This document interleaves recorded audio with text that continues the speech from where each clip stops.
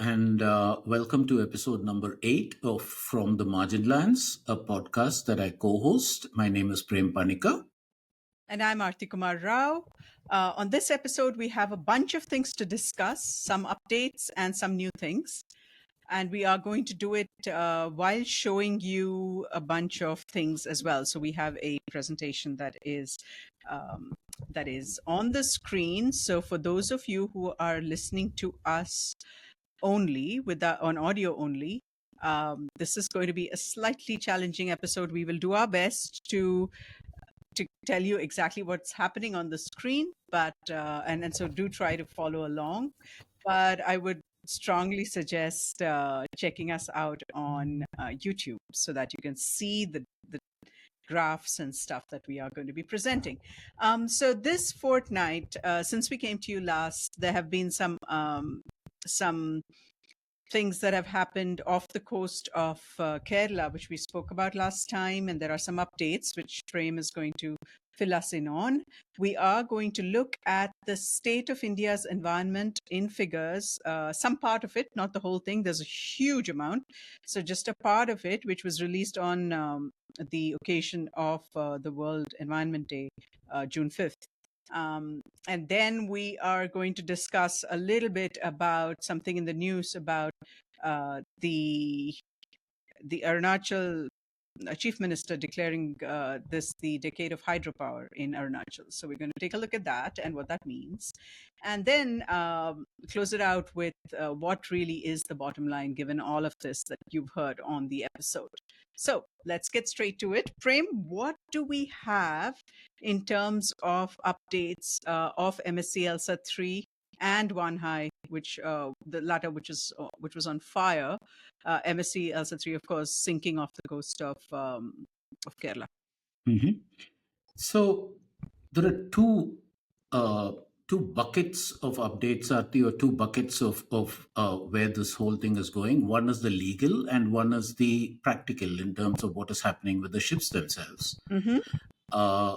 This fortnight, the legal part dominates because, as we, I think, briefly mentioned when the last time we spoke, the Kerala High Court has had at least two PILs filed. One of those PILs, which was filed by a former member of parliament by the name of T.N. Prathapan, came up for hearing on June 19. Uh-huh. Again, it needs to be seen against the background of an earlier High Court hearing, because what was significant about that hearing was the High Court. So, if you remember, Aarti, from our previous episode, we talked about, and when we had a lot of guests, remember when Peter came in and he was representing the fishermen, he's the president of the Boat Owners Association. Yeah. The point he had made was, how is compensation going to be decided? Mm-hmm.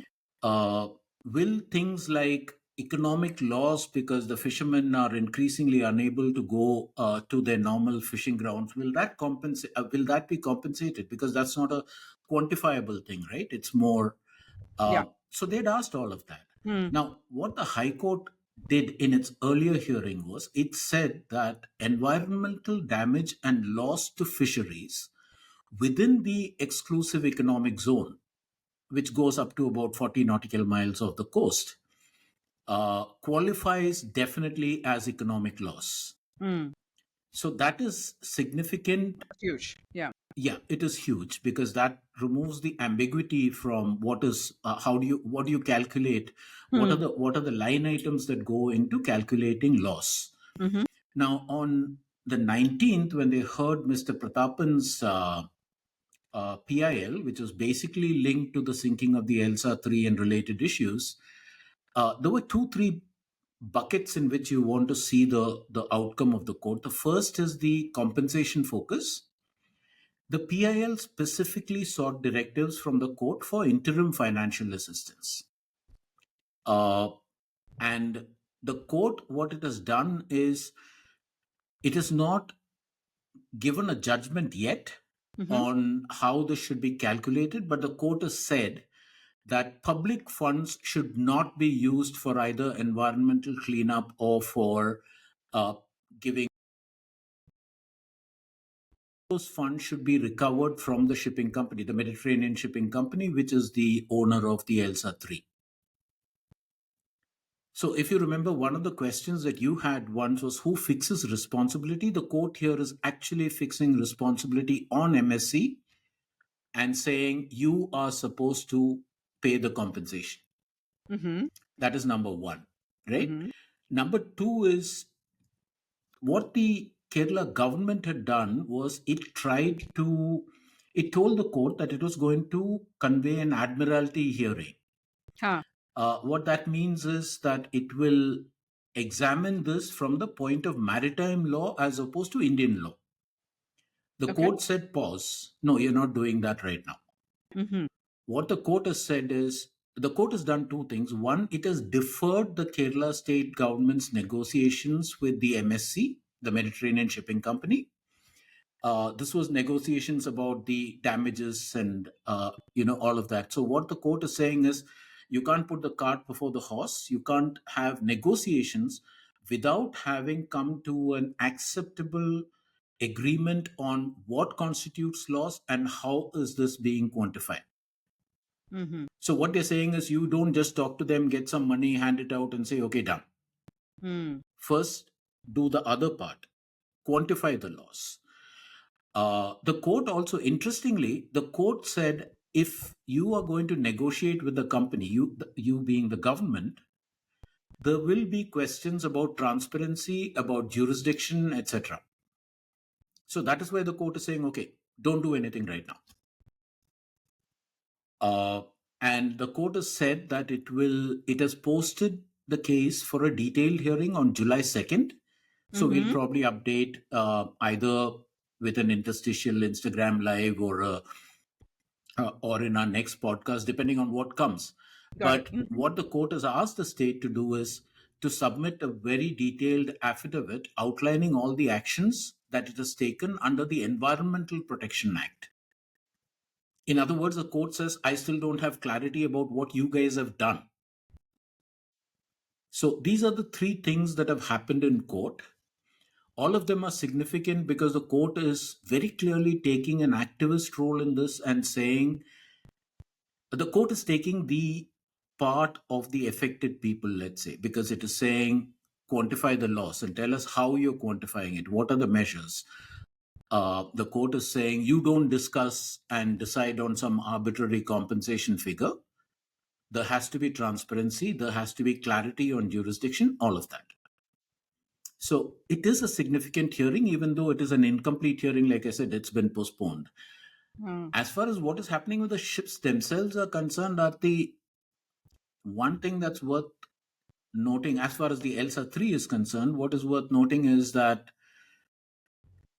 uh, the oil removal from the wreck, which is, Mm. plugging the bunker leaks, what is called hot tapping, which Yeah. is, yeah, all of that is ongoing. It is not complete as of I last discussed this with people on the ground on the evening of June 20th. So Mm. as of that day, that work is not complete, Mm. but the constant monitoring for any oil spilling into the sea and approaching the coast, all of that is still ongoing. Other than that, there hasn't been much. Also, from the legal point of view, if you remember, Arti, there was the conditional arrest of a ship called the Yes. yeah. So Yeah. The sister ship of also owned by MSC, right? correct. Mm-hmm. So actually, two ships. One was the MSC Manasa F, Mm. which was arrested and conditionally released on June 13th. Mm. The other is the conditional arrest of a ship called the MSC Polo 2, Mm. which was arrested at Vizhinjam port, and it was linked to a 73.49 lakh claim that was made by a cashew importer who said all the cashew that I've imported have gone into the bottom of This- the sea. Mm. Yeah. Mm. And therefore I'm suffering losses. Uh, that arrest has been vacated, but that was done only after the MSC provided a demand draft for that amount. Oh. Yeah. Oh. So, Um, mhm, so this MSC Manasa F, which was conditionally released, mhm. what conditions were what was it released on? Based That on what? so again, the you have to remember that this is not about the overall compensation, right? This is just Mm, about this specific claim that has been made by a particular person. Uh, my understanding is that MSC said that since this is a direct quantifiable loss, we will, compensate, right. and we will compensate to the extent of the loss. So it is based on that the two ships have been subsequently released. And like I said, the first ship was released also partly because they said that it had some perishable cargo and that would cause loss to somebody else. So that ship was released and the Polo 2 was arrested in its place. So going forward, other MSC ships that come into port at Virinjam, are they could they likely be arrested? They To could, because you have to remember that now the MSC is not directly negotiating some settlement amount with the Kerala government. The court is going to step yeah. in and play mediator and decide all of these things, right? Mm, At some point, you're going to have it, all this is going to reduce to a monetary claim, covering the entirety of the loss and broken up into various parts. How much for pollution? How much for. Remember that the court has specifically asked, what have you done under the Pollution Control Act? correct. What the court is trying to do is figure out the extent of pollution. Pollution Control Act or the EPA, Sorry, Environmental the Environmental Protection Act. Protection Act. Huh. So they're trying to figure out that part of it. Hmm. So once all of that is figured out, there is an amount that is on the table, right? Hmm. At that point, it is possible that the court could order the arrest of one or more of the ships until and unless the amounts have been deposited with the court in the form of a demand draft or whatever else, whatever other financial instrument. Hmm. Do we have any insight into what's happened to the nurdles that were in danger of reaching like Gulf of Mannar and stuff like that? Do we have anything over there, or we could follow up on that and then update later? Interesting that you asked, because while I don't have an update, I should have thought to ask that question. I don't have an update on whether it has reached the Gulf of Mannar, but the update from the ground, and this comes from two places, Kollam and Thiruvananthapuram, both of those places. I spoke to different people. The people who are there and who are affected basically said, look, as far as the Nurdles are concerned, that ship has sailed, because while they have collected a certain amount of the Nurdles, a lot of them has gone under the sand, Sure. and Mm, you're not going to be able to do anything about it.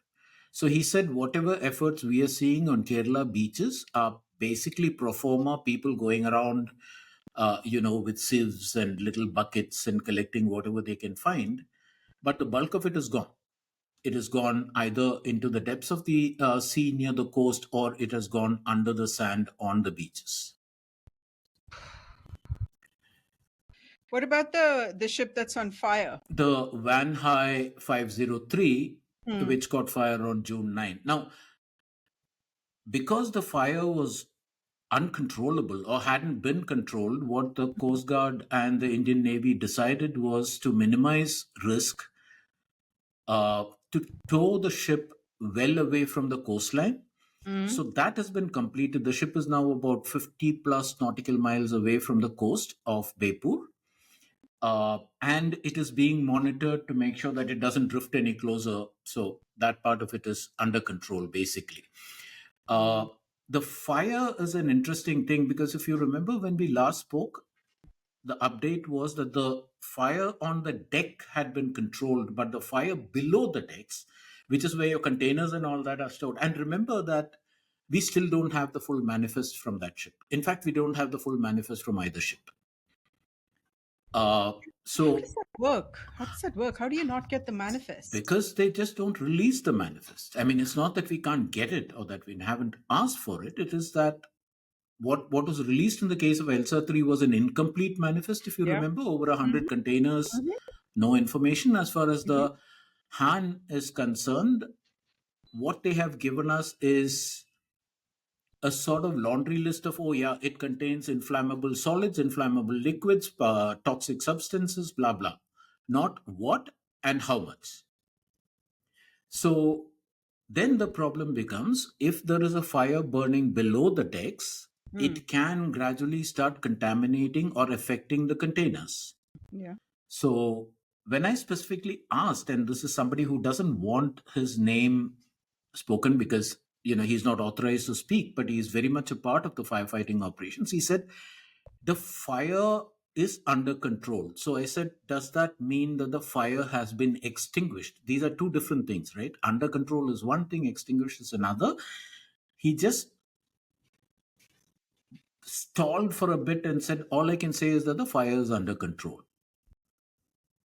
If you're extrapolating from that, the best you can say is that the below decks fire is still on with, you know, maybe it is not being allowed to spread too much, Mm. but the fire hasn't been fully extinguished, is the sense that I got. That's crazy, man. Uh, Mm. Now, there is a company called TNT Salvage, which has been Uh-huh. given the which has been contracted to salvage the containers that are on the ship. Okay. And what they are saying apparently is that, and this is where it links back to the fire, they're saying they can begin their salvage operations only once conditions stabilize. Once conditions stabilize is a quote. Oh. So clearly, conditions are still unstable, and that instability is stemming from the fact that the below decks fire continues to burn to a greater or a smaller degree. And that is where we are now. Neither of let's put it this way, neither of the ships in neither of the disasters do we have any form of closure. Mm. So Manasa F has put some amount of money in a fixed deposit or something, right? Some 6 crores or something. MSC has put a sum of 73.49 lakh. Yeah. And then that 6 crore that has been secured in court E- from the sister vessel, Yeah, that yeah, one. that was another amount. Yeah. So So that was one of the conditions under which the Manasa was was allowed to go. released. Yeah. Mm, that makes sense. Yeah, yeah, yeah.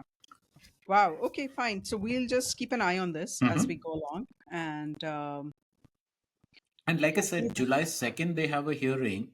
mm, So if there is something substantial, what we can do is we'll do an interstitial on let's say Instagram or something, and we'll let people know. sounds good. Yep. All right. So let's head on to the next segment, which is the state of India's environment in figures. Yeah. Yeah, And let's just move this. Can you see it, Prem? yeah, Okay, great. This was a study that is done every year by the Center for Science and Environment. And they released the study, and they released this year's on June 5th. That's World Environment Day. They do that, I think, every year. And the one that they released was the state of India's environment in figures. We did talk about this on a previous show, Prem. yeah.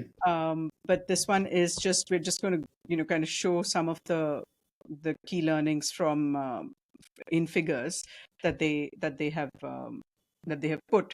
Um, just to give a little bit of background, they've looked at data that they have gleaned from government data, basically, You're right. for all of our states and union territories, and ranked the states on four large vectors: environment, agriculture, public health, and infrastructure. Hmm. And they have then ranked and rated the states within each of those four vectors on sub vectors, or small. There are Hmm. several different factors that Yeah. they play into it. Um, and numbers are numbers. The stories are, of course, well hidden sometimes in the numbers, but what the numbers even just say is quite stunning. I would strongly suggest people to look at it costs 200 rupees. It's not much at all to pick up this study, to look at it. And basically, hardly any states really do well on these four vectors. And even within these four vectors, in environment, waste management seems to trip up most states. Farmer welfare, only about actually 21 states and union territories don't even manage to reach 50% in terms of farmer welfare. Hmm. And in public health, for example, health infrastructure, which is the number of hospitals, hospital beds, access to healthcare, etc. 22 states and union territories don't even reach 50% in terms of Right. being able to do that. And then the most stunning of them all in infrastructure and human development, public infrastructure, which is roads and power and stuff like that, 35 states and union territories don't even manage to reach 50%. That I thought was a bit stunning. It is not a bit. I mean, Aarti did make the point, and we will provide links to where you can find these reports. But honestly, it should come with a statutory warning, because reading it can scare the pants off you. Uh, I mean, we see these odd pictures of a bridge collapsing or some silly fellow having built a bridge at right angles and all of a flyover at right angles and all of that. But when you see the cumulative impact, and remember that this particular government has, it constantly harps on infrastructure. It says all its efforts are towards building infrastructure, which is fair enough. That's what you need at this point in your economic development. And then you see the numbers, and it's seriously scary. When you consider that 35 states don't reach optimum levels of infrastructure development, what are you talking about? It basically means that nobody has. And in the name of infrastructure development, what is happening is that trees are being cut down en masse. There are roadways through protected territories and through national parks. There is all kinds of degradation, some of which we will be talking about later on in this episode. All sorts of ways in which the environment is degraded ostensibly for the development of infrastructure. And the bottom line is infrastructure is not developing the way it should. Yeah. And then, of course, it's there are other things that lose out, like there's encroachment on public, Yes. protected areas, on agricultural land, which we will talk about as well. Forests diverted, on, under all kinds of pretexts, and so on. So anyway, let's jump into it. Let's get we won't be able to go through the whole report today for sure. So we'll just do a few aspects. Some they have, I think, 45 fact sheets. Correct. And we just have a few of them today for you. We will probably delve into it in a slightly different manner in coming episodes. But today, for what it's worth, we are concentrating on a few things. Let's start with our famously warming world, where again the data is so one of the things that Sunita Narayan of CSE did mention was that data is really hard to come by in terms of a lot of these vectors and a lot of these aspects of development and so on. So they did the best they could, all with government data. And here, with the temperature, an interesting thing that has happened is they moved baselines. Yes. So here, if you look at it, and I'm going to just blow up the first thing. You can see it, right, Prem? Okay. So here, you basically have earlier what we were looking at was that consecutive years of high extreme temperatures, way beyond, and that was based on an LPA of 1981 to 2010. Right. And so, of course, you had far more years of very high temperatures and temperature anomalies, as they call it. And then when they shifted the baseline to 1991 to 2020, you ended up having fewer years Right. of high temperatures. Regardless, 2024 was the warmest year on record, and I think every year we're going to be saying that, with an average temperature of 0.65 Celsius above 1991 to 2020. So even over the new baseline, you have a ridiculously hot year. So it was, and of course the mean temperatures among the 10 hottest since 1901. So that's in 125 years. Yeah.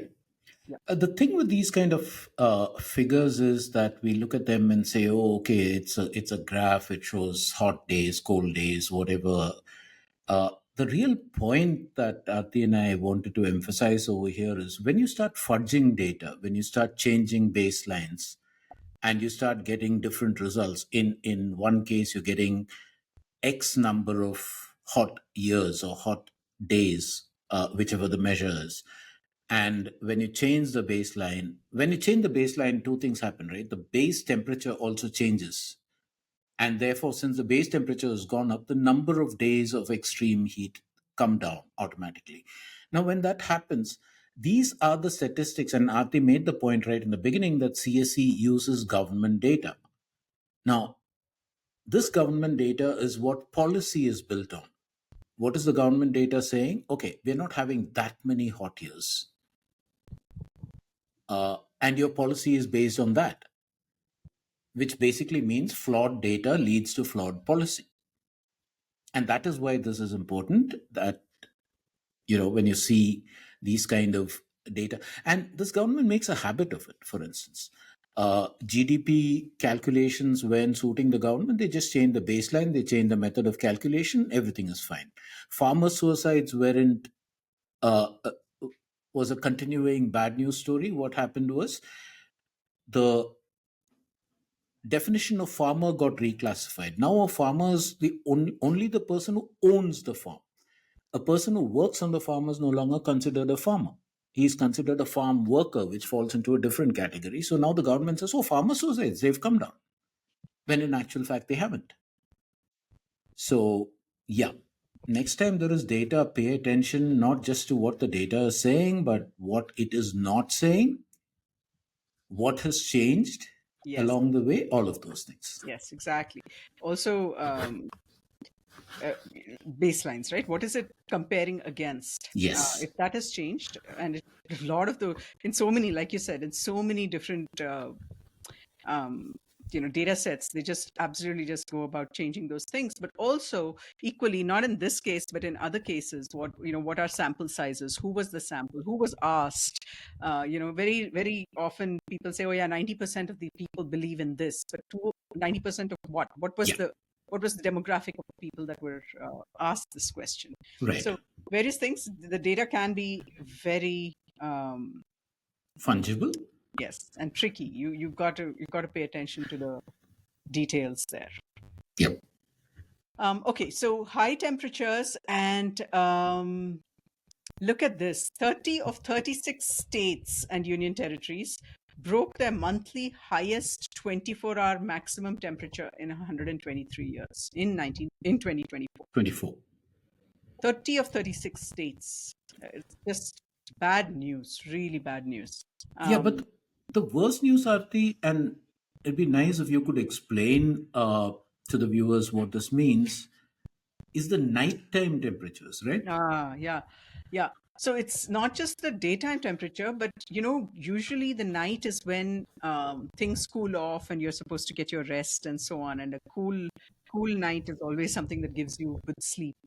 But a warming night is hugely problematic, and the number of very warm nights is increasing at a greater rate than warm days. Hmm. So I think over the last decade, 70% of India's districts experienced additional 5 very warm nights per summer.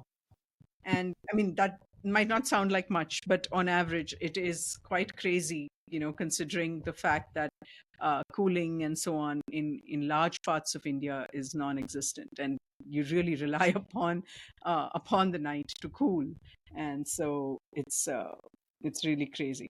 Arti, do you have a take on why that's happening? Why nighttime temperatures are going up? Um, I think it is. Well, I'm not sure about the science. I will have to look that up, and probably I should come back to you and not put my foot Mhm. in my mouth and say something. But I would think that the air is heating up significantly, such that the night is it's not cooling down as much. That could be due to lesser tree cover, more tarmac, Mhm. various things. Everything that holds heat more releases heat slowly, and doesn't cool down as fast. So All effectively, it's a combination of things, right? One is the daytime temperatures are going up, yeah, therefore, there is more heat coming down. Two, there are more things that absorb the heat and release it much slower than normal. And there are not enough of those things that mitigate the heat. that's my guess. Yes.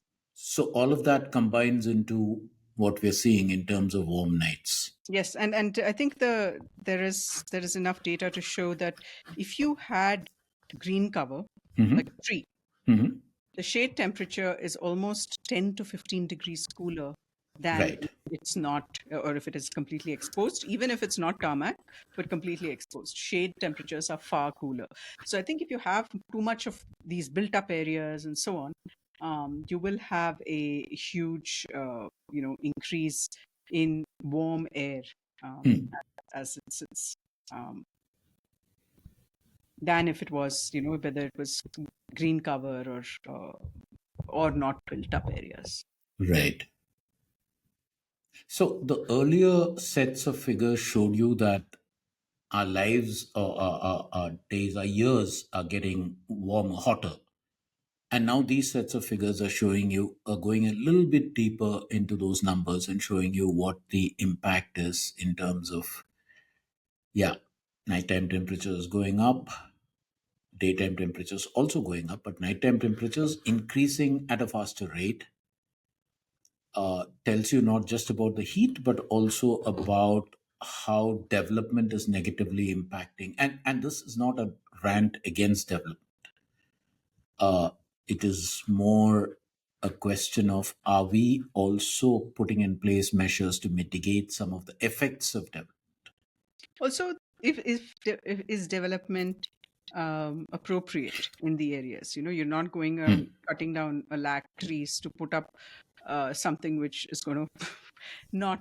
I mean, there's a trade off, right? And Yeah. and unfortunately, I feel a lot of these kinds of like nature in general, whether Hmm. it's in the city or whether it's otherwise, is seen as a hindrance in Hmm. some ways to what is quote unquote development. Right. But literally, if you look at the long term and if you look at how things play out, productivity or any of that, Hmm. you will see that if you go about doing this development in an inappropriate way, eventually you're going to pay for it. It's not, it might be cheaper in the short run, but Right. eventually your costs are going to be way, way more, Yeah. right? Also, there's the whole thing about humid heat, right? Hmm. Humidity is increasing, and Yeah. humid heat is increasing, and that's quite a killer. We did talk about it in a previous episode, so we Correct. won't go into that here. But it is something, Prem, I think we should look at, a little bit more deeply in a future episode. Um, we do have some guests that we are planning to get on our future episodes, and hopefully we will be able to explore some of these topics in detail with them, right? Correct. Yeah. Um, yeah, because all of this, we're just putting some numbers up there, some slides up there, talking of the broad implications, but you really need to dig into it to figure out why, how, and what, if anything, can be done to mitigate. It's kind of like the Vishwanath episode, right? Yeah, He wasn't just telling you about the problem; he was telling you that there is a problem, but the solution is not out of hand. It can be done.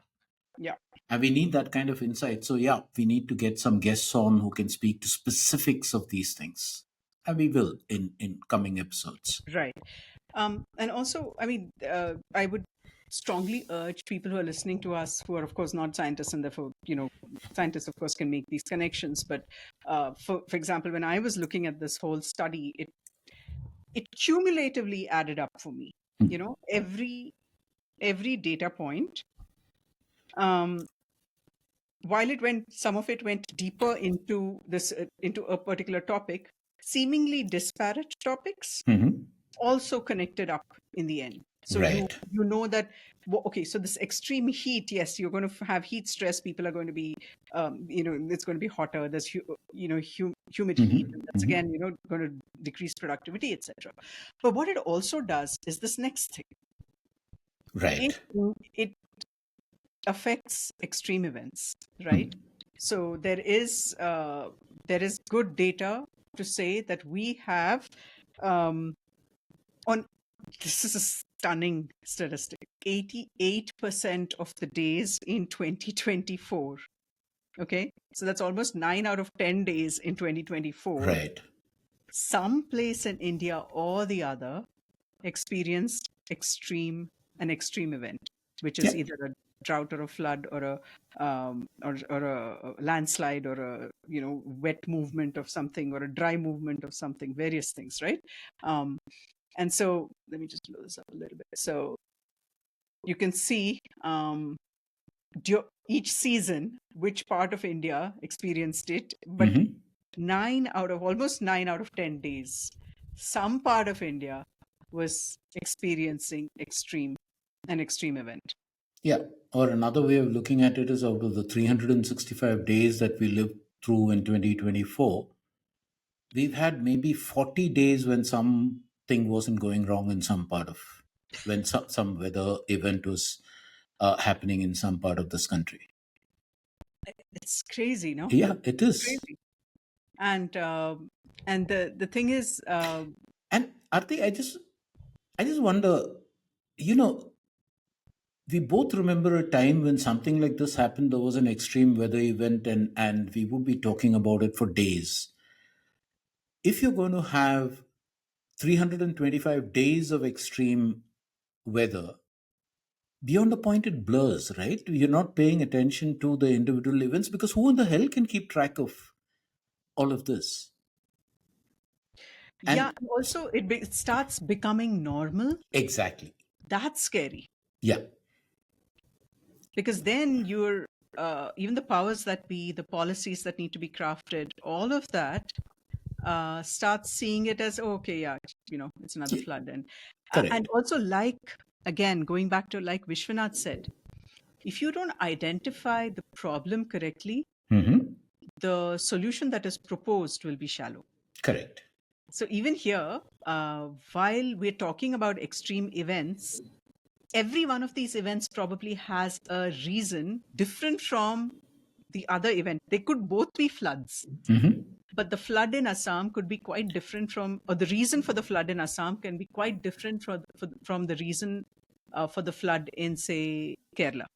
Correct. And Now, therefore, one size fits all policy solutions don't work. They can actually cause more harm than good. big time, right? Yeah. So, like, for example, I think one of the favorite, golden boys of development is, oh, let's build a dam as flood control, Hmm. right? And we'll come to dams later in this conversation. But I mean, how many times has that been proven to be a disaster in itself, right? What is proposed as a solution, again, a shallow consideration, a non-serious consideration, really. Or is it unserious? I forget the right term now. It's unserious, I guess. Um, a consideration leads to an unserious solution. Yeah. And it can cause so much trouble, and not just trouble today or tomorrow. Mhm. Some of these interventions can be, you know slow violence. Yeah. It can continue and affect places over time and over space, way And downstream, way upstream. yeah. And all the time Aarti was just talking about this, my mind was going back to the book Marginlands that she wrote, and one specific chapter about one dam and the impact that it's had. You Yeah, should read the book, because it's a graphic description of what happens when you do something stupid like that. and that one is a prime example because it didn't even end up solving the Problem it is. problem Yeah. it was supposed to solve anyway, and it wasn't even flood control at that time. Anyways, yeah. Yes. So for those of you interested, please, you can read that chapter. It's called the Faraka Folly. All right. So weather disasters, right? And then what does that lead to? Obviously, Right. the immediate thing, right? The extreme weather leading to extreme events, leading to then internal displacement. And in one year Yes. alone of 2024, 5.4 million people. Yeah. had to up and leave. And sometimes many times, not just once. Yeah. And this does not include people displaced because of mining, because of various other reasons which are Yeah. developmental reasons. This is literally only extreme weather events and the displacement caused because of that, and it hits a decadal high. So since Right. 2013, 2024 has had the most internal displacement. And think of the implications, right? 54 lakh people, 54.3 lakh people have been displaced. Think of where they go, how they survive, what burden it then puts on host governments, on the central government, on all of these things. And then where and how do you start thinking in terms of rehabilitation? Rehabilitation to what? An area that can experience the exact same thing a week or a month later, as has happened in some cases. Place floods, the flood subsides, you go back and boom, you're hit with another flood, a landslide, whatever it is, and off you go again. This has now become, I don't know, I mean, it's gone well past the tipping point, right? And as you pointed out, there is also migration, which is also a form of displacement for various economic reasons, for various social reasons. And you're talking of crores of people. Yeah. Uh, in fact, I remember, I think it was you who once pointed out, right, that if you took the total number of migrants according to the government's figures, the migrants of India would be the third largest or the fourth largest country in the world. Uh-huh. Yeah. Uh, j- Almost more than, again, these numbers are very contentious, so yeah. it depends on who is describing who as a migrant and what's a migrant and blah blah Hmm. blah. But yes, the range, which is quite large, varies between somewhere between the population, the size of Brazil, Hmm. to the population more than the population of the United States. Right. So somewhere between 200 to 400 million people Yep. are migrants at any given time in India. Yeah, I just wanted to put this thing in perspective, and I just wanted to give 5.4 million is Hmm. about the population of the city of Ahmedabad Hmm. in 2011. We don't have more Yeah. recent, so Yeah. whatever. 2011 Ahmedabad is 5.5 million. So imagine the whole city of Ahmedabad was basically displaced. That many number of people Yeah. displaced um, in just 1 year, and thanks to these events. Yeah. Yeah. And what is missing? I mean, two things are missing, right? This report, like you said, I mean, it didn't come out yesterday. It's been out for a few days. I haven't seen too much in terms of the media pointing these things out and saying, look, I mean, this is becoming a thing. This is becoming a problem. This requires thought. None of that. And the other thing is, from there, it leads me to wonder, are the policymakers even looking at these things? Is there a sustained thinking towards, okay, what is happening? How do we. Well, you can't. Clearly, now you've reached a point where you can't stop extreme weather events from happening. But what of the aftermath of an extreme weather event? How do you cope with that? I'd really love to know who's putting thought into that and what those thoughts have led to. Yes. Um, I want to see our politicians or our the people who are making policy, crafting policy, etc. Um,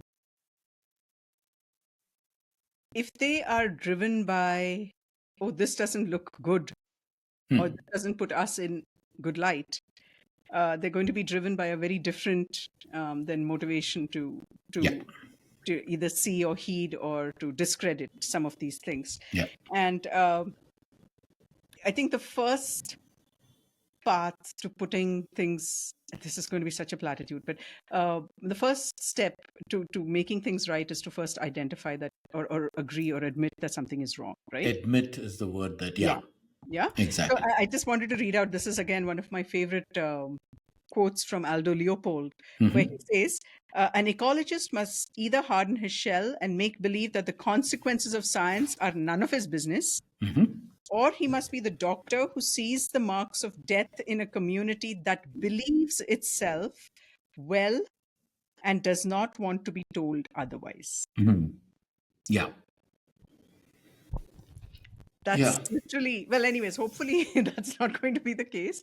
But all right. So, and I feel internal displacement comes with a whole host of other problems as well. Yes. And you and I are both working on this issue, and hopefully before long there shall be a book about Yep.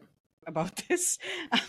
Anyways, so that's let's just leave it there. And before we go into the next section, let's just take a little break, and we will be back. Bad Right. news. Can you see this? Yes. And you can see it fully, right? I can see the full thing. Yeah. Side by side. Okay, great. Hmm. So here's the bad news. 1 in 3 days, people in Delhi and several capitals in India are breathing terrible air, polluted air, unsafe air. Yeah. It's worth underlining why capitals also, right? Because those are almost typically the biggest cities in those particular states, except Delhi, which is both city and state. Correct, correct, correct, But correct. they are the biggest cities. They are the focus of development. They are the Right. focus of migration in. Yes. All of these things are happening, and we are slowly poisoning ourselves with every breath we take. Right. Now let's just look at two ways of this. The Hmm. left side graph that's on the screen. Hmm. There, the capital of the state actually has better air than the state itself. Right. And on the right hand side, the capitals have worse air than the state themselves. State. And the overall, Delhi being India's capital, India's average, whatever AQI, Delhi is far worse than that. And these guys have quantified that in terms of Life life expectancy. expectancy. Hmm. Yeah. So the loss in terms of life expectancy, how many months, years have you lost in life expectancy in these different places? And Delhi is a whopping almost 8 years. Can you So, believe that? so when we put that into perspective, what you're basically saying is that the long-term resident in Delhi is likely to live 8 years less than, let's say, in one of these non-13 states capitals. Or in some small part of India where you're not quite losing even 1 year, Correct. whatever.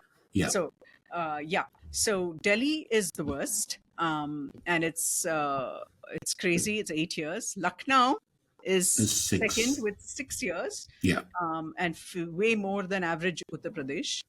Um, and I think well known is that the most polluted little city in India, which is not a capital, is this Hmm. thing called Birnihat, which is on the border of Meghalaya and Assam. And you would think that the air there would Yeah. not be bad, but apparently there are industries on the Assam side as well as on the Meghalaya side. Meghalaya side are apparently not red list industries, but Assam Hmm. side are, and it apparently has the worst possible air in the world.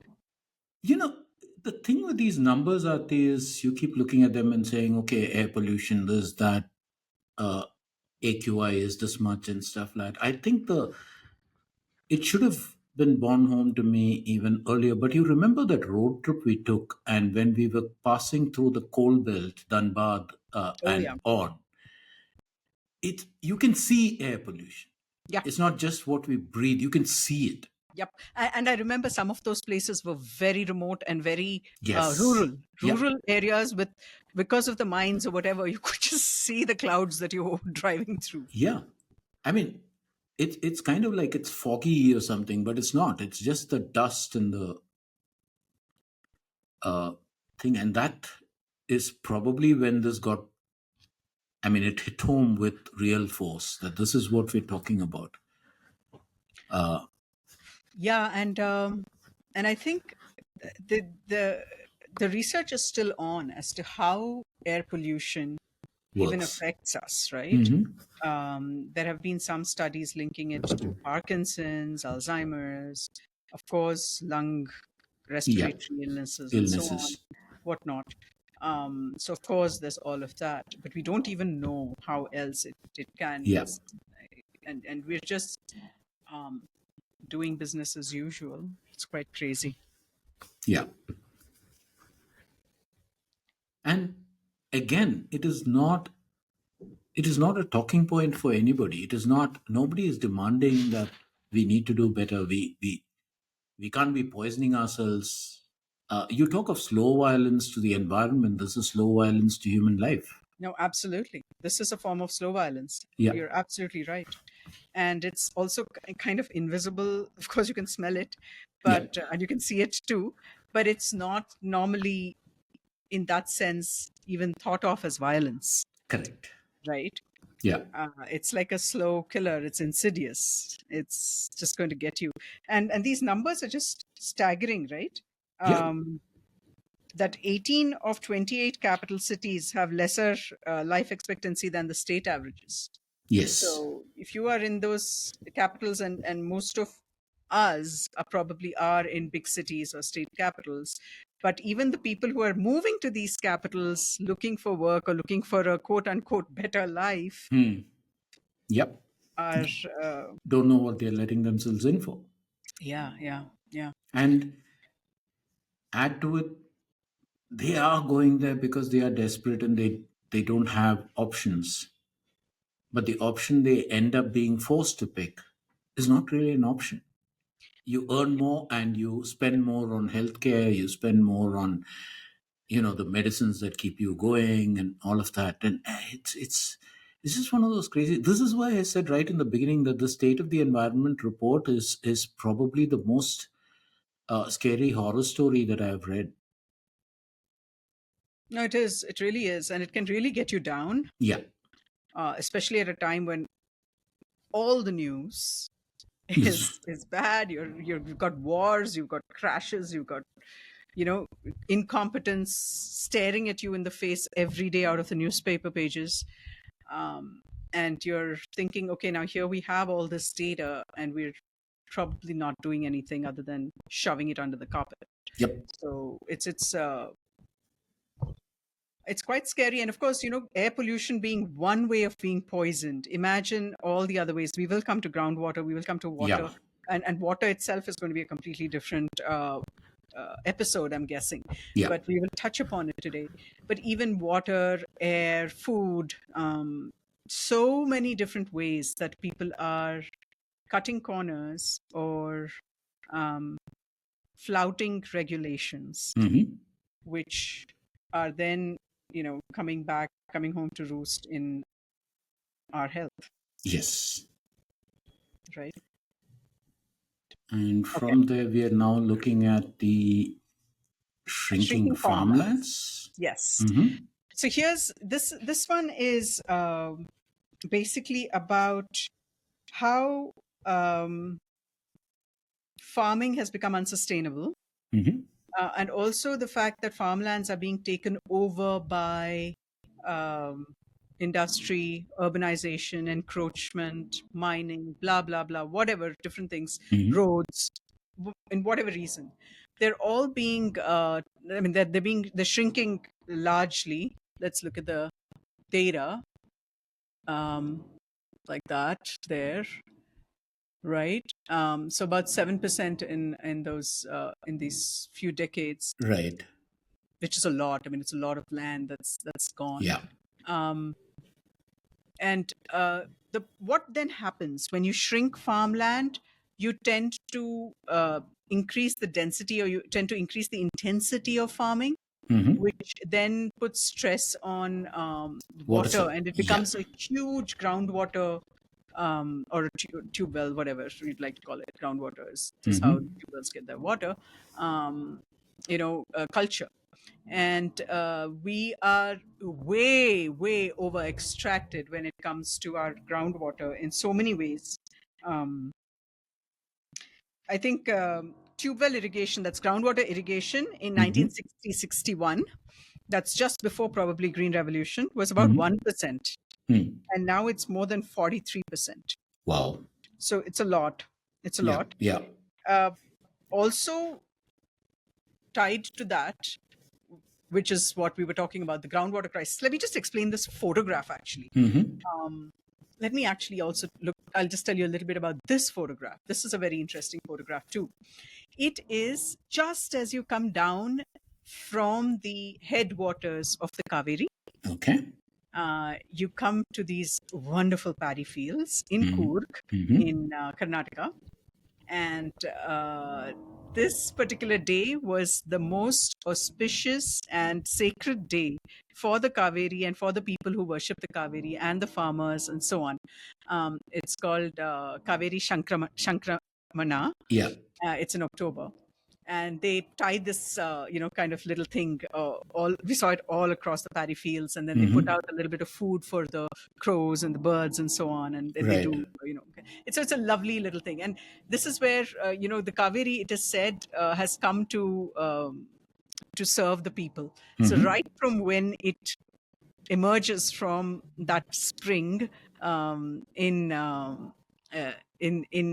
Coorg, and then it's in the highland. When it comes down, you just see paddy fields everywhere. So Right. it's a beautiful thing. Again, these paddy fields also are being um, kind of quote unquote encroached upon. Mm-hmm. While it still might be called agriculture, it's no longer paddy, it's becoming coffee, it's becoming other things. Right. We even saw palm oil in Coorg. And the problem is that paddy fields used to saturate the land with water, Mm-hmm. and that used to help in keeping the Kaveri alive as well. Yeah. And this was not groundwater, this was all rain fed, and so Right. it was quite sustainable. But then with the change to coffee and to other things, the I don't know if you remember, I think Vishwanath also talked about it. Yes, he did. There is a change going on in the Kaveri basin. So that's one thing. And then it's not the Kaveri basin. This is Mm-hmm. just outside, so a little bit outside Mysore, towards the dry lands, Mm-hmm. and close to BR Hills, which is a beautiful sanctuary. Yeah. Um, you see, these are dry lands, these are millet lands, but you see this kind of agriculture, which is highly water intensive, highly pulling on groundwater, so much so that some of these fields were running pipes from 4 or 5 fields across, like 6 kilometers across, to get water because their own groundwater has run out. So, Right. truly a groundwater crisis where you can see here in And 2014. Yeah, go ahead. Arti, just to pause you there for a moment, what you're talking about is not just, so you said this field, the groundwater has run out, so it's getting it from about 4 fields away. Mm. And what happens after a period of 2, 3 years is that field runs out, and Yes. therefore it extends Uh, another 4 fields. exactly. By the way, this was the third field they had tapped. Right. So, it was not that it was the first field they had tapped, but it was the third or fourth field that they had tapped for water. So there was, they were already running out of water.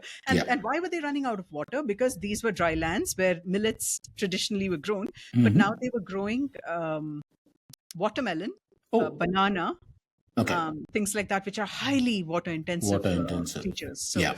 yeah. So that's that.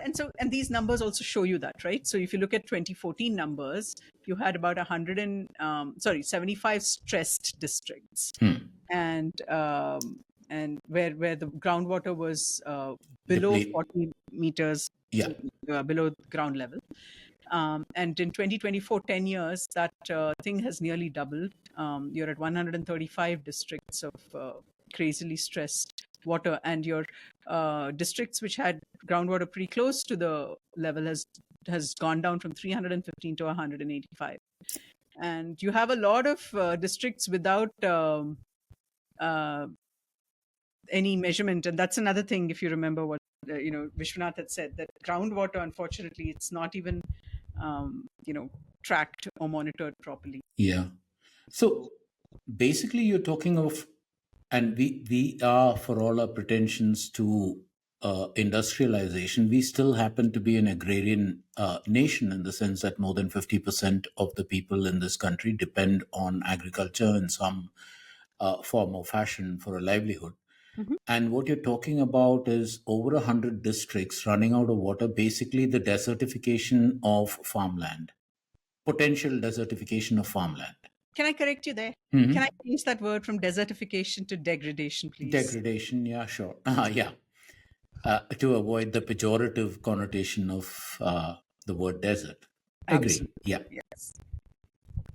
Yeah. So, yes. So there has been that. In fact, not only that, this intensive agriculture, Hmm. uh, you're pulling up groundwater so fast, far faster than rain can replenish any groundwater. Right. And you are, because you want yields, you are pumping the ground with drugs, basically, Hmm. Hmm. fertilizers, pesticides, this, that, and the other.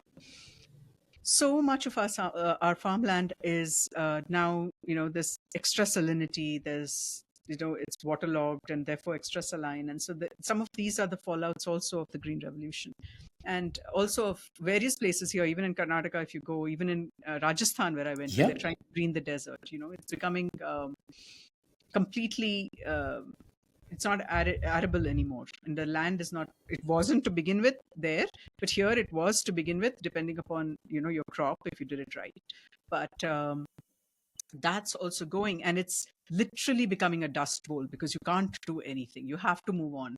Yeah. And another thing that's happening in India, in Karnataka, actually, this place where I took this photograph, is that a lot of farmers are finding it so it's unviable to be a farmer, that they just lease the land out, and then there are these opportunistic farmers who come in from neighboring Hmm. states, Kerala, etc., and they are looking for a quick buck, so they'll Yeah. put all kinds of things into the land. They'll just get your quick crop, make money, and then move. So it's like almost like a scorched earth kind of agriculture going on in some parts, which again is just terrible for the land, and it leaves it a complete dust bowl. Yeah. And it's a double whammy in that sense, right? In one sense, you're depleting groundwater, and whatever groundwater does remain for however long it remains, you're also poisoning it with all the stuff that you are Yeah. using for your agriculture. Yeah, exactly. So yeah. And that's a perfect segue to the next slide, which is groundwater contamination. And again, we have crazy, crazy groundwater contamination with arsenic, even rivers with arsenic, Yes. but also groundwater, cadmium, heavy metals, things like that, which are Hmm. nitrates, which are contaminated. And again, it kind of comes back to look at the only declining crop is millets, which is a dry land crop, which Yeah. is what a lot of the peninsular land actually used to be. Even Punjab used to have huge millets and so on, Hmm. and then they're now doing even paddy, which is just so crazy, because they're pulling up their groundwater in a big way. Yeah. And Punjab is actually, let me see if I have that. Did I have that? Oh, I did not put that in here. But yeah, it's very badly groundwater stressed, Punjab and some of those Hmm. neighboring places, Haryana, Punjab, etc. But yeah, so you can see the rise in wheat, in oil seeds, in Yes. rice, and unfortunately, even when we drive around, we see palm oil, which is again oil seeds, and then Hmm. we see even things like areca Yeah. coming up, Yeah. where people used to be naturally growing paddy, which was again in high, it was just rain fed, Hmm. and you could grow paddy. But with areca, you need to water it, Yeah. and so again, it's pulling up groundwater in places where they never used to pull up groundwater. So some of these choices in terms of agriculture also are a little skewed and crazy. And then the graph on the right actually was interesting, because it's actually talking about what they're consuming. Hmm. And um, so many rural even places are consuming junk food. Yes. So sad. Yeah. I'm just going to blow it up a little bit so people can see what it is, right? they're spending at least a quarter of their food budget on beverages, refreshments, and processed foods, Yeah. right? This is 10 out of 18 major states. This is urban population. Hmm. And look at the rural as well. I think the light blue is rural here, Rural. Yeah. right? Yeah. Yeah, yeah. The light blue is rural here. Look at them. More than a quarter in Tamil Nadu, Yes. Karnataka. I mean, this is just so sad. Yep. And then there are other things, right? These processed foods come in packages, and in villages which used to never know this kind of waste, there's huge amounts of plastic waste all being put into our waterways, which then get flushed into the sea, but in the meanwhile are constantly leaching microplastics. So it's all like a cascading effect and Yeah. affects so many And things. again, you remember when we saw this recently, again on that road trip, when at some point in the evening we were a bit peckish and we Oh, stopped at a roadside tea shop and a yeah, yeah, yeah. whole bunch of students. What did they have? They had your usual, you know, Kurkure hinterland guys. food of samosas and Yes, jalebis. yes, But correct. what were Yeah, people buying? We were the only ones who were buying the samosas. They were buying kurkures and they were correct, buying correct. lays Yes. and gorging on that stuff. Yes, and I remember just right next to that shop was a little, no, I wouldn't call it a stream, but some kind of a drain, Yes. which was also choked with all kinds of ugly muck, Yep. plastic muck. Yeah. So yeah, so those see again. So it's all related, right? You're Yeah. shrinking farmland. You move to these kinds of crops, and then they have this, and then it comes back to disease and public health. We won't touch on that At at this this point. point. Yeah, Yeah. but we will come back to that because it's a huge thing, and I would love to get a guest, and I have somebody in mind who I'd like to have. Yeah. In fact, I was thinking, Arti, of that note that you sent when you sent me these numbers for a quick look see. And you said we need to do a deep dive into agriculture. And seeing all of this, yeah, we do. We do, Because agriculture is not just what we are growing, it's all of these things, right? what yeah, what what it's doing to the water, what it's doing to our consumption habits, what it's doing to our health, all of those things. And that is not a segment in a podcast, it is probably a series of podcasts, one on the other, yeah, one building on definitely. the other. Yeah. Definitely, definitely. And I think we should definitely do that. Right. We've had quite a lot of food for thought here, no pun Hmm. intended. We can take a short break and then we can come back to the rest of the podcast. Yeah. Right. Okay, and we're back. And the next thing that we're going to look at is diversion of forests. Mhm. Um, again, Which yeah, basically we are defining as forests being repurposed for other purposes. In other words, the forest being decimated and something else coming up in that correct. place, In right? some Yeah. cases, denotified, and then because you can't divert notified forest land and stuff like Hmm. that in some cases, so they denotify and then they divert it and Right. all kinds of rubbish. Again, Prem and our listeners, this will be an episode in itself because there are so many aspects to this thing Yes. that we need to delve far deeper than just these kinds of numbers, Yeah. which are a great starting point, and you need to know the magnitude of things, but they do hide a lot of information. So anyway, so here we go.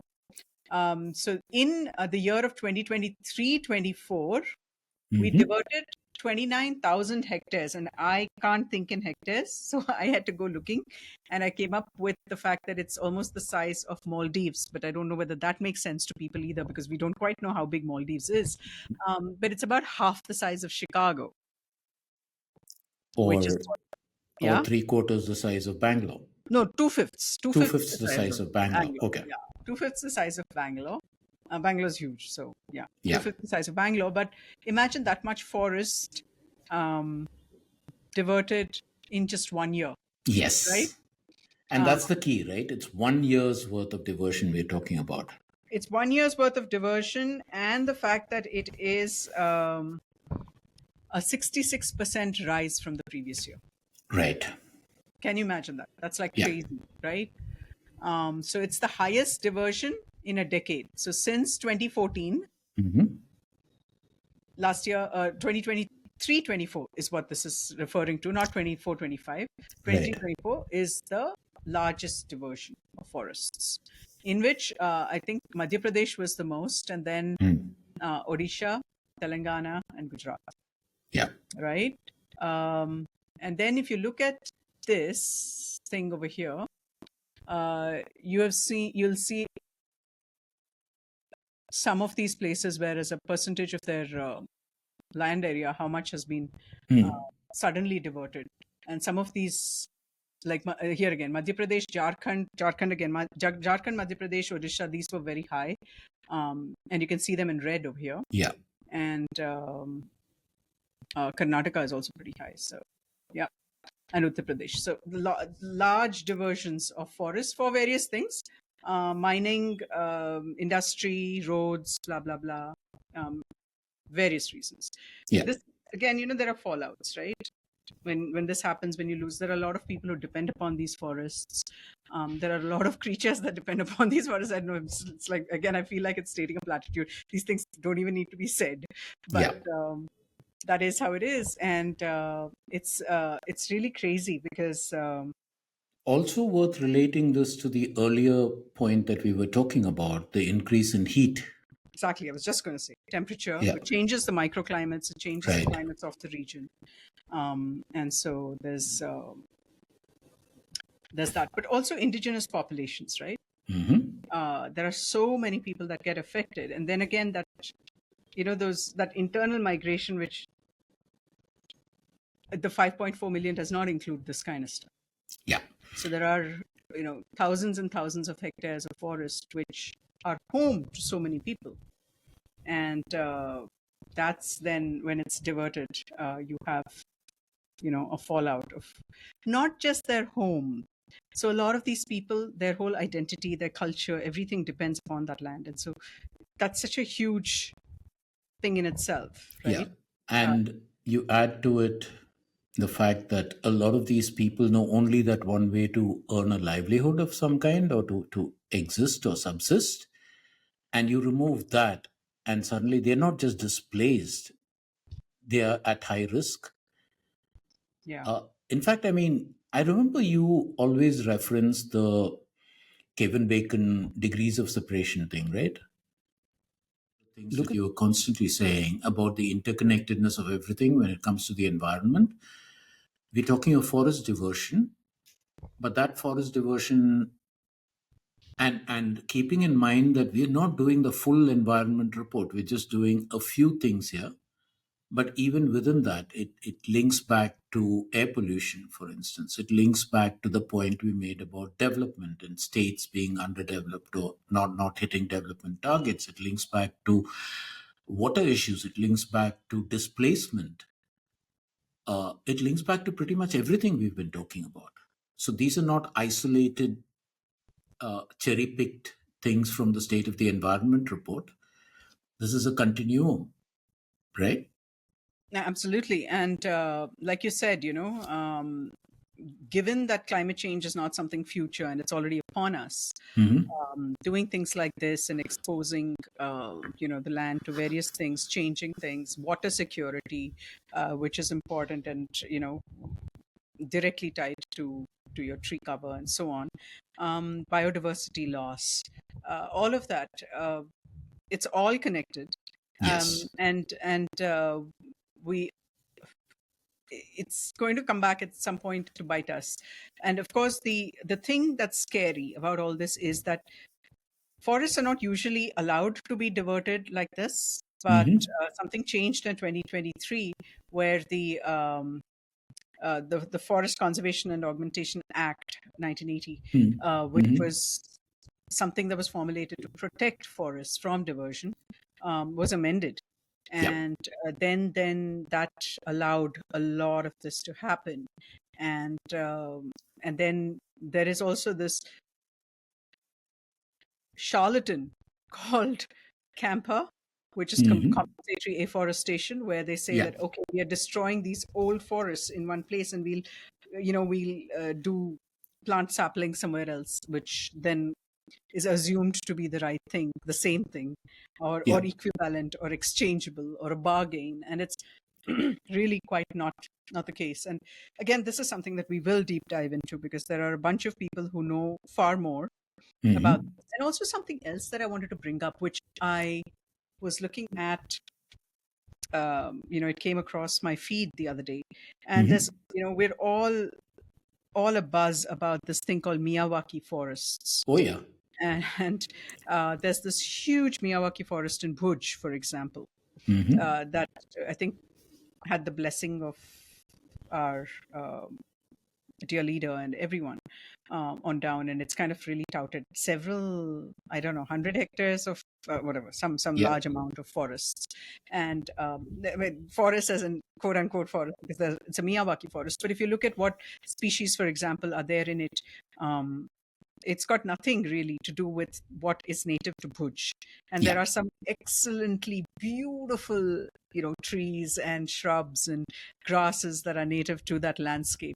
And there are places quite around this region where this Miyawaki forest has been created, where people could have, if they wanted to restore the region to what it must have looked like or what it would look like in a Hmm. healthy Bhuj landscape, could have done.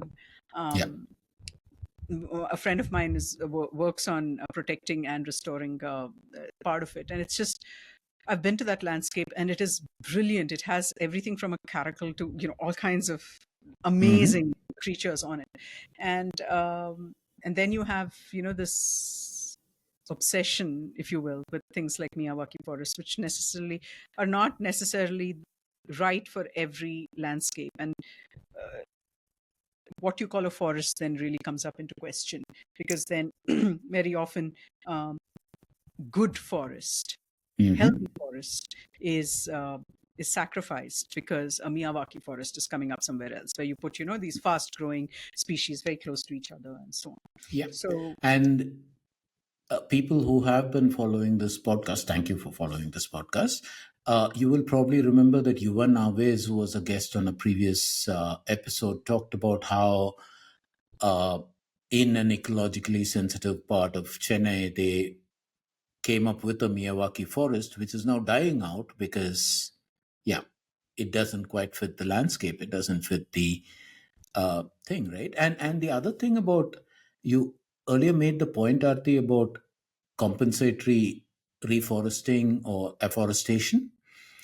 In Tamil Nadu, for instance, Neyveli, particularly when they cut down a lot of trees, the compensatory afforestation came in the way, I mean, came by means of planting casuarina saplings all over the damn place, which is highly water uh, dependent or consumptive, right? So, I mean, you did two things. One, you destroyed a perfectly good forest, and two, you then degraded another environment somewhere else in the name of compensation. they're famous for doing that. Even this Miyawaki forest in Bhuj has got casuarina, has got conocarpus, has got Right. prosopis, has got all kinds of terrible invasive the subabul species.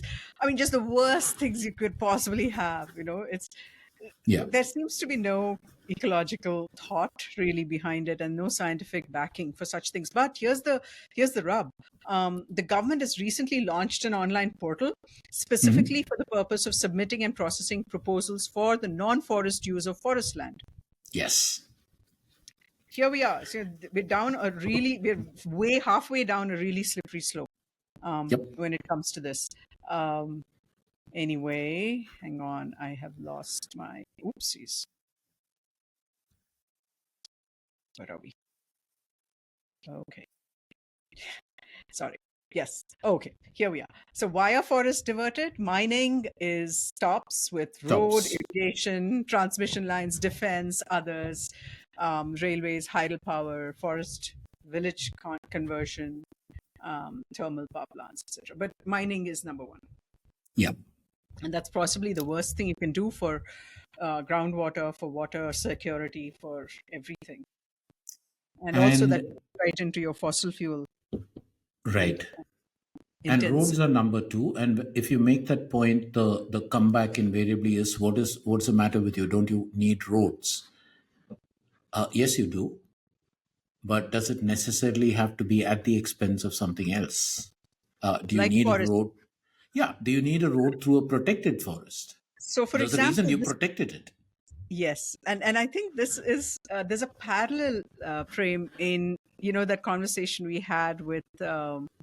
Somyajalu the other day Oh, yeah. on the shipping lanes, right? If you have a place which is the Malabar upwelling region, which is rich with fish Yeah. and important to the people who are dependent upon that place, then is that the route that ships should take? And he said, well, you have to keep the economy in mind. And I must say, at that point, I did not say that the economy cuts many ways. Even this is Yeah. economy, that those fishermen are economy as well. Absolutely. Yeah. The biodiversity is economy as well. It's just how you think about it. And even here, the road, for example, does it have to go right through a forest? Yes. So there'll probably be more cost to take it around, but in the long run you're probably better suited for something like this. So it's a question of priorities and what credence or weightage or importance you give to various sections of society, whether it be indigenous people or farmers or biodiversity Yeah. creatures, Yeah. right? So yeah, so that's the thing. We will get into this as well. This is kind of like, I think it's charting our the Few episodes for the episodes. rest of our the year or something like that. Yeah. It But is. okay, so here's a fallout, right? Direct fallout of when you divert forests. What happens to the creatures that live in the forest? Like, for example, massive creatures we have called elephants. And so, of course, we have seen a rise in human-elephant conflict. And I think the number is a 36% rise in human elephant conflict in just that 1 year, 23-24, compared to 2020 to 2023, 3 years, last 3 years. Right. So imagine that, right? There's also numbers about tigers and so on, leopards, whatever. But elephants being one case in point that I wanted to just bring out. Also, equally, it's not the fact that humans are affected because of the elephants, but equally elephants Elephants are there's affected. been a huge increase in elephant deaths as well. Yes. You know, Elephant so deaths, but even more broadly, wildlife deaths of all kinds. There was a report sometime back about lions dying in Gir. There have been reports about the increase of tiger deaths, all and of these are that. megafauna, and then you have these little things, right? Like the other day, Yes. somebody posted a spotted owlet on a roadkill. I mean, so when you have Yeah. these massive highways going through forests, Yeah. you have tigers, you have leopards, you have things all coming under the heels, but under the wheels. But even little things like a fox or a Yep. smaller creature, which Yep. doesn't necessarily make headlines, but it's really sad. I remember when driving through the desert. I've seen desert foxes, I've seen desert cats being seen, Yep. saw-scaled vipers, really beautiful snakes. It's just all of them are squashed Yeah. on the. So anyway, yeah. And I mean, you were making the point about these smaller creatures don't make headlines. The unfortunate part is the larger creatures are not making the headlines now either. Yeah. Um, it, it's interesting. We seem to be, well, they're making headlines in terms of exalted zoos that they're being put into. Yes. Yeah. But that's the way the cookie seems to crumble. Yep. Anyway, let's move on. The last thing that we're talking about is the energy mix of our country at this point. And it kind of relates back to the forest as well, but Okay. in terms of the new renewables, which are apparently in installed capacity 36% of our energy mix, but in terms of generation only 14%. So, Right. we're not really making use of it. And why? For various reasons. Again, tying back to extreme heat, which has caused the amount of energy needed to really skyrocket, Yeah. and so on. And also just not being able to create as much because of the changes in terms of the um, changes in terms of the weather. Right. Um, and therefore fossil fuels has galloped. over the last few years, and Hmm. I think it has risen by 65%. Um, Energy generation risen by 65% in 10 years, and all of it almost being fossil fuels. So there is that problem there. Yeah. And this is happening at a time when we are on the global stage promising to cut fossil fuel dependency and Yep. all of that, right? Yeah, and we So, even get awards and all for doing great things, yes. but it's Yeah. not necessarily what's happening on the ground. There's this one thing that's like a little bit of my pet peeve when it comes to this, and I don't know if you guys will see it on this map. You see something called old renewables, Hmm.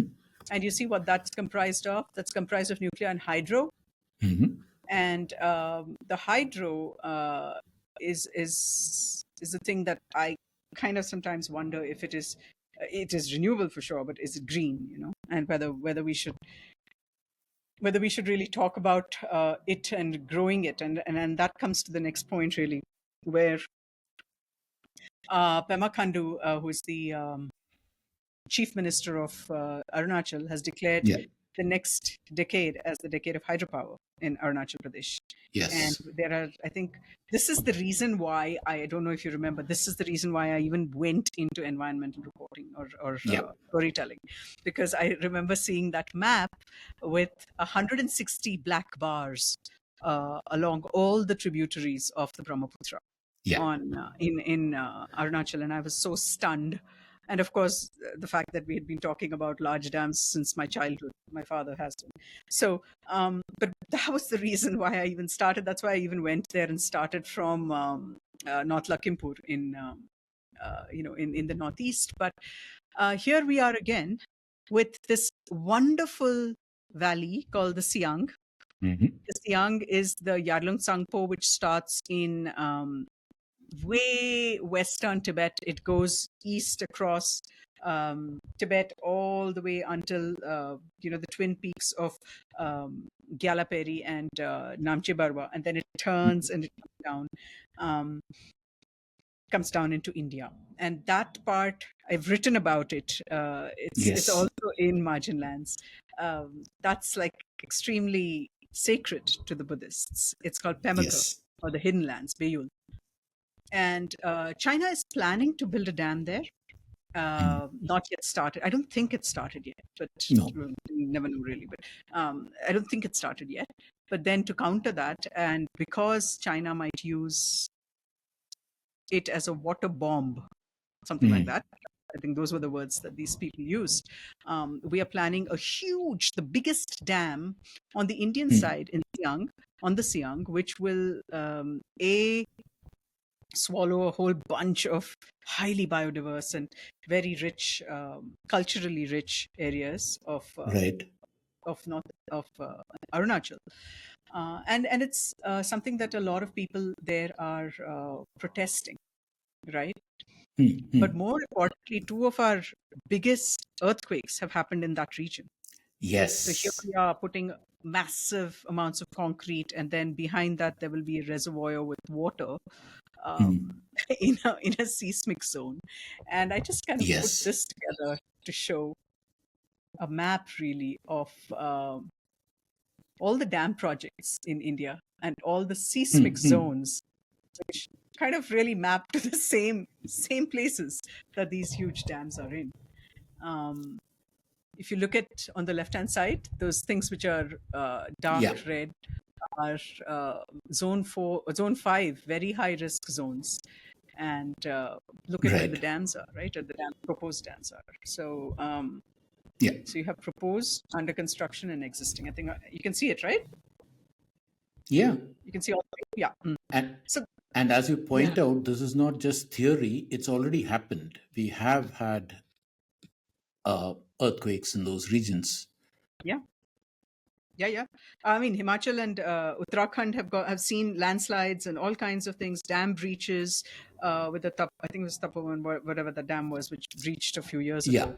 Um, and more than that, there's going to be crazy fluctuation of water, Mm. downstream from these dams, when because these are hydropower dams, right? So when Right. it's being used for generating electricity versus when it's Hmm. not being used for generating electricity, there's going to be up to a, I think that there's a 3 meter, which is 9 feet difference in the water levels. Imagine when that water is left suddenly from those sluices and it's coming down like a wall Hmm. downstream.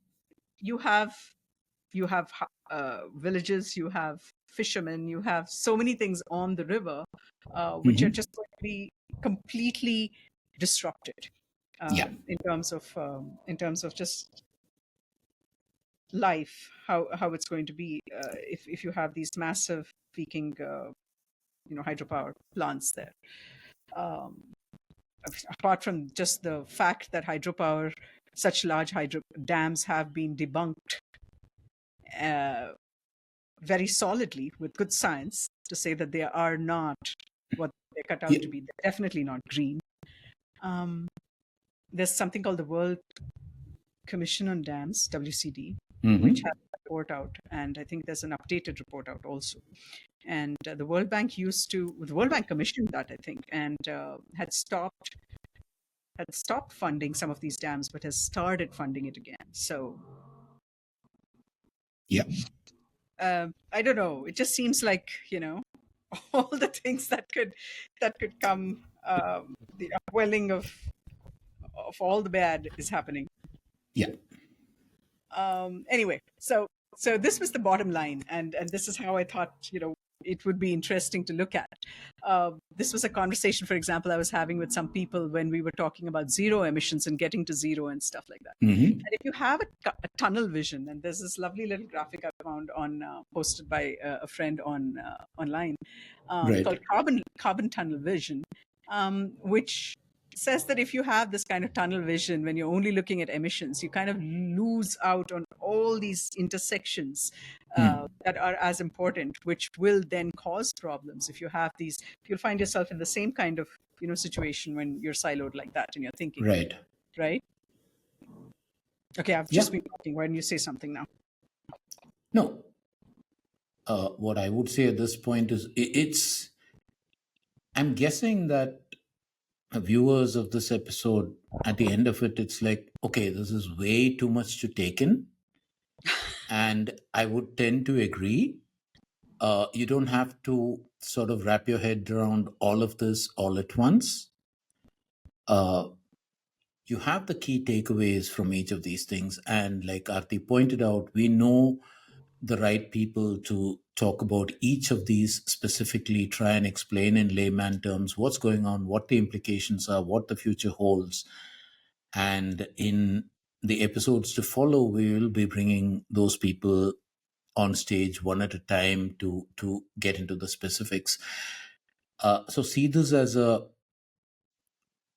episode as a kind of warning of what is to come, uh, in the sense of, yeah, we are likely going to scare the pants off you, but you need to get the pants scared off you because it is a scary world out there. Also, I think it's more food for thought. Like, I mean, this is how people often ask, how can we help? How can we engage? How can we Yeah. help, right? In terms of action. And then there's always despair when it comes to if you think of the big thing and how the world is like falling apart if you look at the world as a huge thing.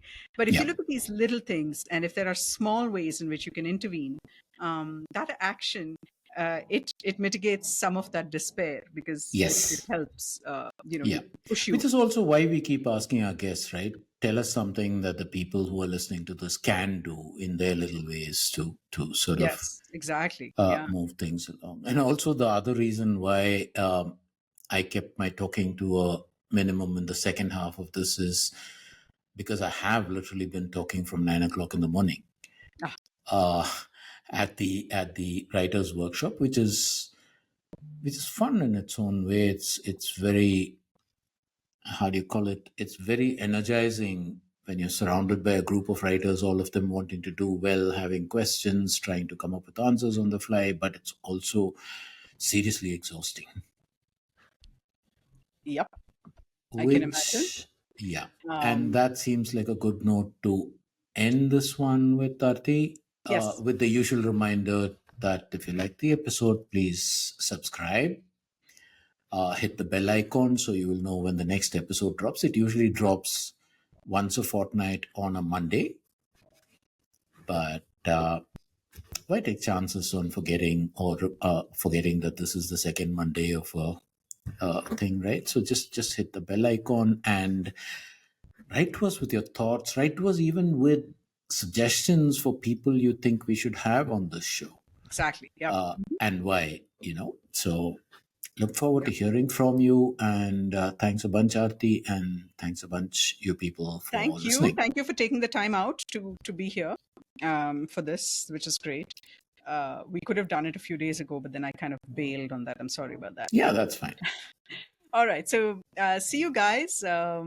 This is Arati Kumar-Rao and Prem Panicker signing off from yet another episode of From the Marginlands. Take care.